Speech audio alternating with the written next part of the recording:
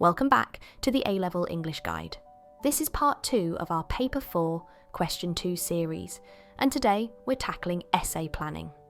So far, we've covered all the theories you need for this topic in parts 1-1 and 1-2.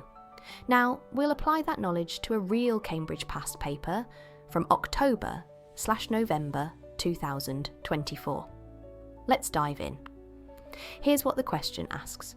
Discuss the ways in which language reflects personal and social identity. In your answer, you should refer to your wider study of language and the self, as well as the following text.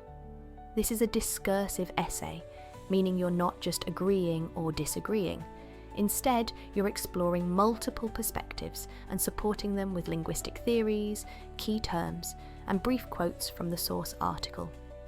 The article is about a London secondary school banning slang terms like innit, bear, you know, and like. Teachers are told to actively discourage the use of these words, aiming to promote professionalism and help students succeed. This raises questions about prescriptivism versus descriptivism, social class and prestige, linguistic identity, and institutional control. Here are a few quick quotes you can use later. Promote the use of standard English. Improve students' chances in life. Used to create social bonds between friends.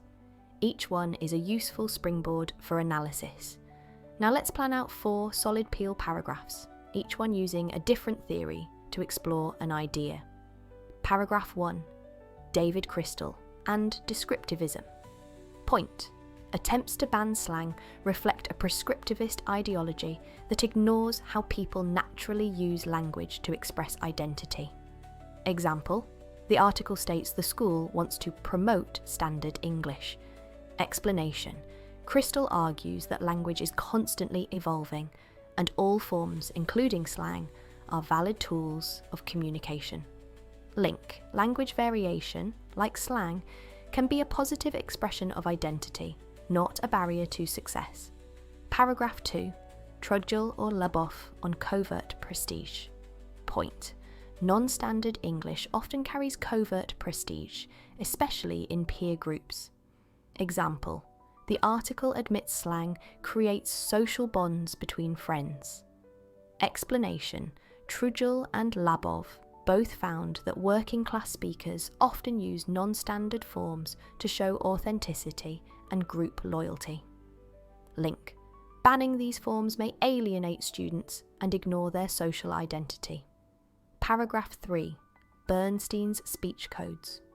Point. Schools favour elaborated code, which may disadvantage students who use restricted code at home. Example. The focus on professionalism in the article links to social mobility. Explanation. Bernstein argued that middle-class students are more likely to succeed in systems that value elaborated speech. Link. This policy may unintentionally reinforce class-based inequalities in language and opportunity. Paragraph 4. Giles's accommodation theory. Point. Students may naturally code switch depending on context, and banning informal forms removes that flexibility. Example, phrases like you know and like are common in spoken English, even by educated speakers. Explanation. According to Giles, people adjust their speech through convergence and divergence. Students might use slang among friends and formal English in exams. Link. Identity is multifaceted, and good communicators adapt rather than erase parts of themselves. Optional paragraph 5. Jean Acheson's language myths. Point. Beliefs that slang is lazy or wrong echo language decay myths. Example, the article implies these words are obstacles to success. Explanation, Acheson's damp spoon syndrome and crumbling castle view both reflect outdated fears about language change. Link, challenging these myths helps us view language as dynamic and personal. So how do we structure this essay? Start with an introduction, briefly define identity and explain that language is shaped by society class and group values. Then develop 4 or 5 PEEL paragraphs, each rooted in a different theory. And finally, end with a conclusion that reinforces the idea that language reflects who we are, and banning it may silence the very identities education should support. Final tip: keep your quotes short. Use 4 or 5 words max from the source article, like create social bonds or promote standard English, and embed them into your sentences. That's it for part 2. In the next video, part 3, we'll write a full Band 5 model essay using this plan.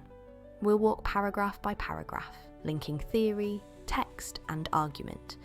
If this helped you feel more confident, hit like and subscribe. Your next grade boost might just be one click away.